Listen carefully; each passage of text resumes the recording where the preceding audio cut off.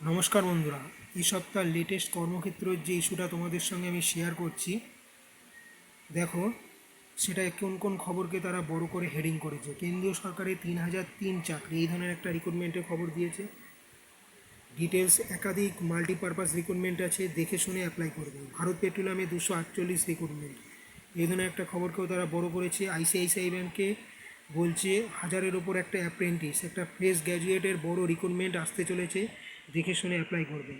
Gorkha রাইফেলসের 150 junior commissioned officer এবং soldier, এই ধরনের একটা রিক্রুটমেন্টের খবরও কিন্তু বেরিয়েছে। এয়ার ইন্ডিয়ায় ট্রেনিং কেবিন কুক, এই ধরনের একটা রিক্রুটমেন্টের খবর। পাশাপাশি খবর বেরিয়েছে এনটিপিসিতে 250 অ্যাসিস্ট্যান্ট এক্সিকিউটিভ, এই ধরনের একটা রিক্রুটমেন্টের খবরও কিন্তু বেরিয়েছে। পাশাপাশি খবর বেরিয়েছে 500 ফোরম্যান টেকনিশিয়ান ট্রেনিং, মূলত এটি কেন্দ্রের কয়লা মন্ত্রকের অধীন রিক্রুটমেন্ট এবং এখানে বিভিন্ন ধরনের মেকানিক্যাল, ইলেকট্রিক্যাল, একাধিক ডিপ্লোমা এবং ডিগ্রি পারপাস কিন্তু রিক্রুটমেন্ট আছে। সেই মতো দেখে শুনে তোমরা অ্যাপ্লাই করবে।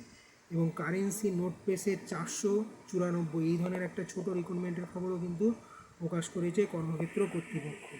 তোমরা আমার চ্যানেল বোথ সাইড প্লেসমেন্টকে দেখো, লাইক করো, শেয়ার করো, সাবস্ক্রাইব করো এবং চ্যানেলের সম্পর্কে মতামত জানাতে কিন্তু ভুলবে না। ধন্যবাদ সকলকে।